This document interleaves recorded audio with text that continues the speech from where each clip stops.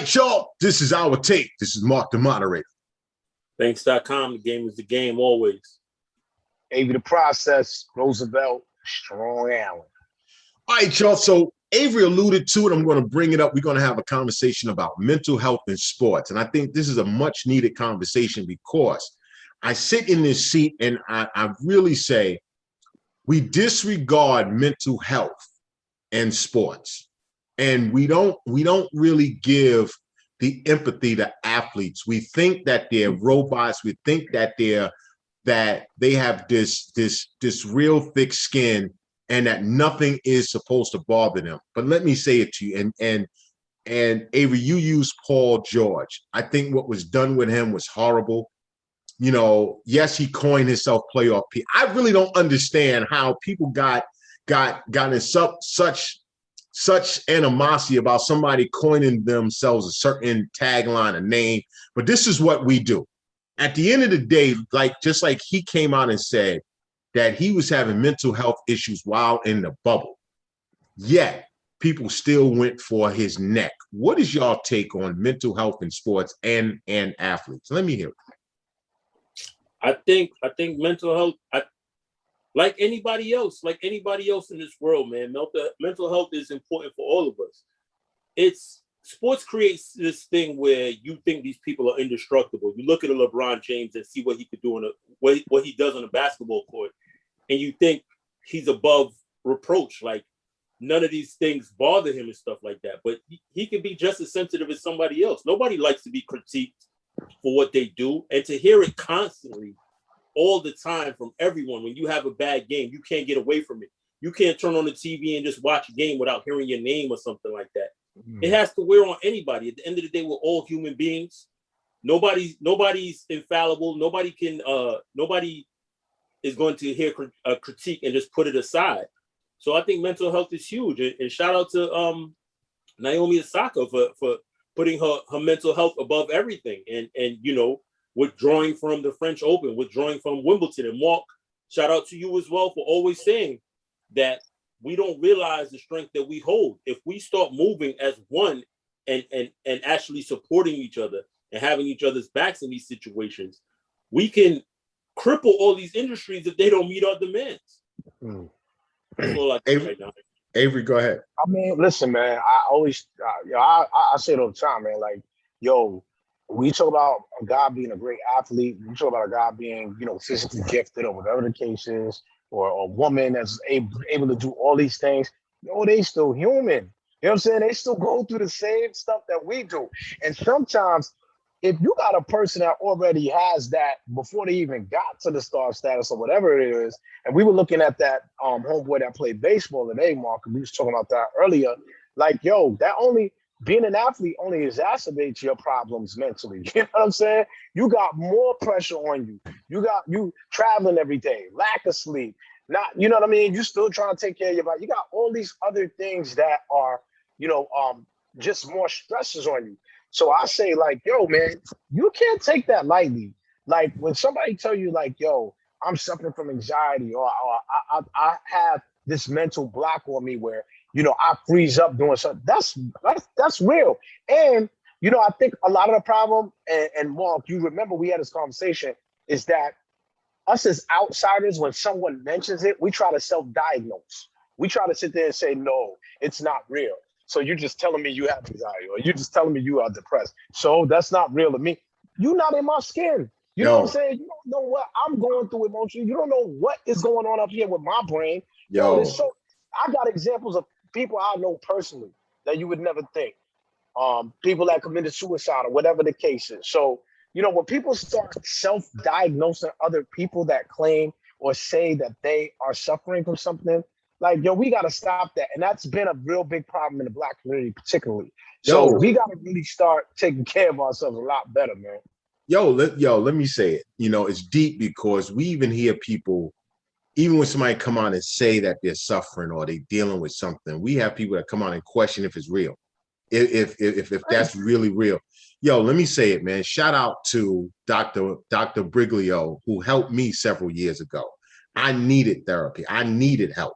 And he changed my life, kid. So that's why when people say some of the things they say, and it's really the taboo that still sits around mental health. People want to look at you as you are weak or something. Yo, dog, I tell you in a heartbeat, I don't think I would be here without the help that I seek years ago. It changed my life, man. And that's why, I'm really big on mental health. I don't question somebody's mental health, man, because, you can look perfect. You can think you can have all the money there in the world, but your head is screwed up, man. But yet we come at you in a certain manner that, push that to the side. You should be good. What the hell you mean? But you know what, Mark? That also goes back to the conversation we did a while ago. We had a segment on, do we think that fans overstep their boundaries with athletes? And this is a perfect example, and listen, I'm a Sixer fan, so I can tell you, sitting here as a fan, you like, I want my team to win. What's wrong with this guy? What's wrong? Ben Simmons crazy, but the reality, when you step back again, particularly as a black man, because that's who I relate to, something's not right there. You know what I'm saying? And that needs to be acknowledged. And it's not just about, us as fans getting what we want. It's the fact that these people are human. They got kids, they got wives, they got lives. You know what I'm saying? Yo, kid, you got to go on social media and see some of the things that's said constantly. You turn on the radio, turn on TV, some of the things constantly said. How do that mess with your mental, man? Especially when you know that, things ain't right up there, kid. That's something that we really don't get into, and we need to. Because we need to stop tearing people down, especially those that got mental health issues. At the end of the day, is something wrong, kid. Go ahead, Banks. We also got to realize the issues of mental health when it comes to the Black community are relatively new. This is something that I want to say in the last 20 or 30 years, the stigma has been removed. Because I remember growing up and stuff like that, you couldn't tell somebody you was depressed. What do you mean you depressed? What's wrong with you, bro? Let's go have a drink or something, or whatever. You would tell people in your family, your parents and stuff like that, you was depressed, something's not right, I don't feel the way I should or something like that. And they would tell you it was crazy. It's just recently where Black people feel more comfortable going to therapy. Mark, maybe 25 years ago, you wouldn't have been comfortable coming out here and saying, money 10 years ago. Right now. 10 years ago. Thanks. It's still a stigma. It's still there. You gotta look at it like it's relatively new to us. Yeah, it is. But you do have to take care of your mental health as well as your physical health. But mental health is deep, man. It's really deep, and it's something that's it's brand new to us. But we should check in on each other. When somebody tell you they're hurting, they're depressed, or something like that, or something's not right, listen to that person, man. Hey, what can I do to help? Is it you need to speak to somebody? And something that is going to help you get through this. Let me just add too, you know what I'm saying? Like, I just say this too. I ain't even gonna lie. Like, the reality is this, Banks. Like, you and I, me, you, Mark, Lee, for the most part, Banks, if you feel the way, you call out sick tomorrow. So, you call out sick as an athlete. That pressure, people pay for tickets. They want to see you at the game. We kind of killed Kyrie a little bit for we killed Kyrie got killed and let me call it. He was called a weirdo kid, and I'm like, dog, we can't do that because somebody's different. But listen, here's the deal. Because somebody's different doesn't make them weird. It makes them unique. Mm-hmm. That's really what it makes them. And human. That's it. It makes them human. I'll say it like this. I'll say it again. I still think Kyrie semi-weird, but I will say this. I have more respect for guys that say, I don't need to have to explain to everybody why I'm doing something in order to take care of this. I have more respect in thinking about it in retrospect of KD. When somebody says something about him that he know ain't true, him coming and G-checking you and say, I don't know what you're talking about. Cut it out. So it's these guys being human, saying, and I think that's the problem with us as fans. We think these dudes are Teflon. You know what I'm saying? We like, you gotta be. We say why you responding to somebody on Twitter, man? You Kevin Durant, leave it alone. Right. He's still a human being, bro. He's just super talented at what he does. That doesn't make him not a human being. That's facts. But let me say it. but we're quick to look at these athletes in a certain manner, man, and we don't give them credit, kid. Yo, Kyrie's a person to me that has really transitioned into a space of who he is.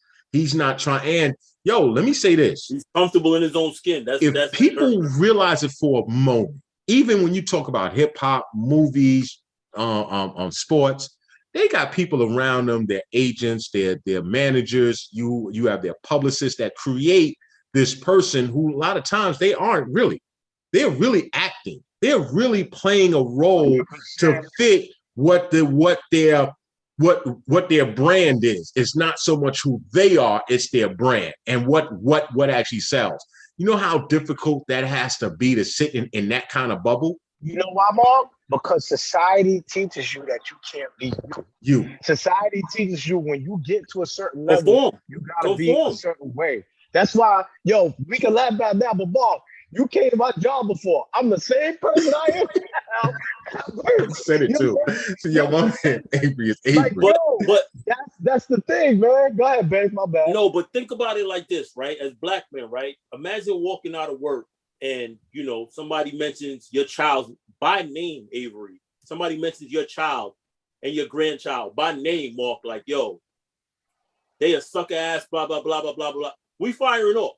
Yes, these dudes gotta hear this 40 plus times a night. People talking about their children, their wives. You're doing your job, and you look up in the stands, and there's somebody over your wife like this screaming in her face. Yo, I know y'all. Yo, stop the game, y'all. Hold up. Yo, bro, what the hell are you doing? Yo, listen. What's going on right now? Listen, you gotta look at this and still perform your job. Still go out there, hit these shots, do your job while you seeing this. Thanks. Let's go one deeper. Imagine your daughter having to read or watch on TV or see on social media people calling you a bum. People saying the most violent and disrespectful things about you because of you didn't hit a shot. Because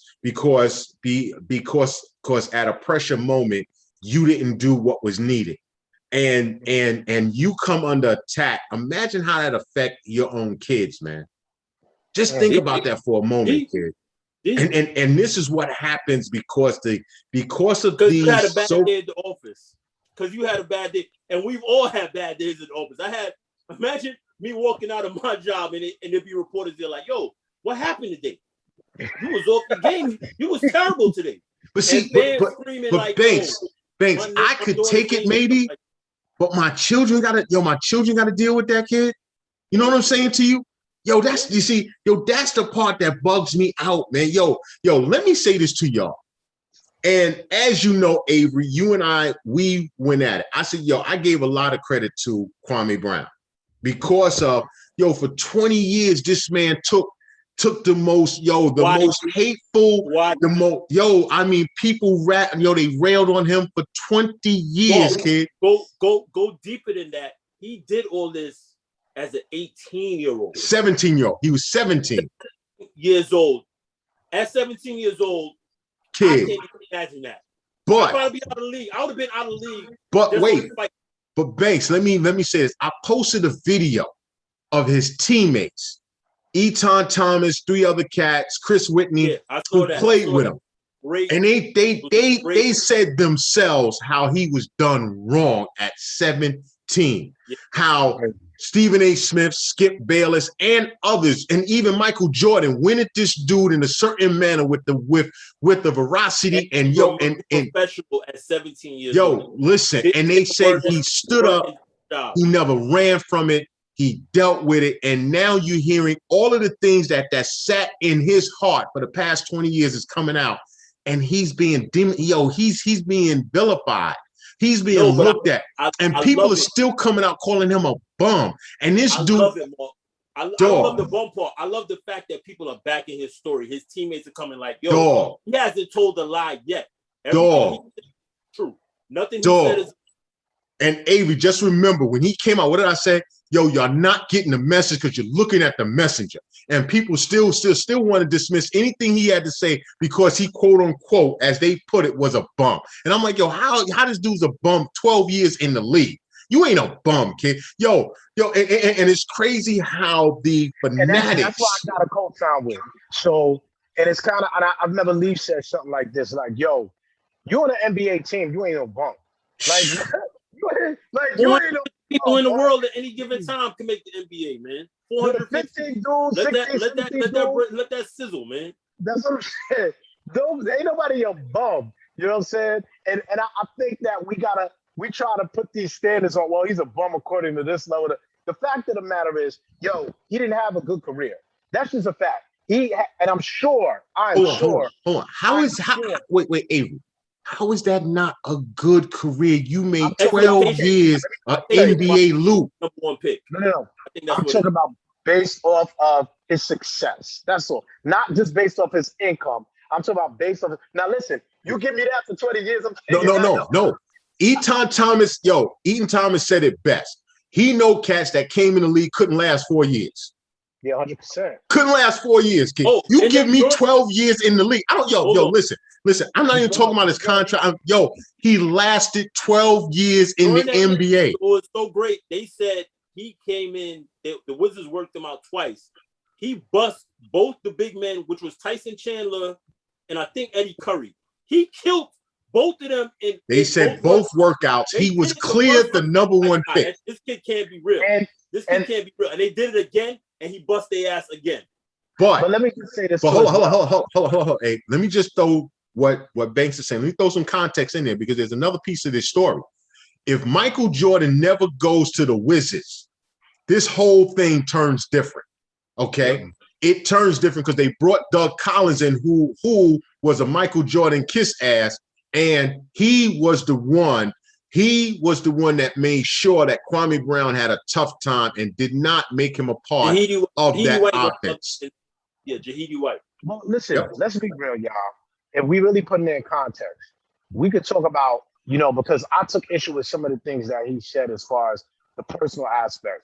I look at what he was saying as far as, what the media does and what they are, and I can take that in context. But if you really look at it, a 17-year-old kid coming out being the number one pick, a 21-year-old kid being the number one pick, and we're tying this into the mental aspect of it, the mental wherewithal, the pressure that you got at 17 coming out.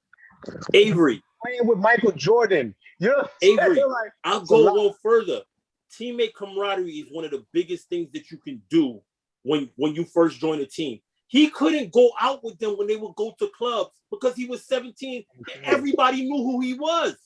That's what these dudes Avery. You gotta watch the video, kid. Gotta watch the video because the craziest thing is a lot of stuff that was happening, and it was like, he couldn't come out with us. He had to go to his room. And Banks. Stuff like that, he couldn't do anything. And Banks, when you talk about the mental, what they gave him props for, that he never even acted like a 17-year-old. He said they never seen him as a 17-year-old because the way he carried himself. And that's when you talk about a mental dude. See, when we talk about mental in sports, when you talk about a dude at 17 was able to do all the things he did and put up with all the shit that he had to put up for 20 years, he didn't blow his own brains out.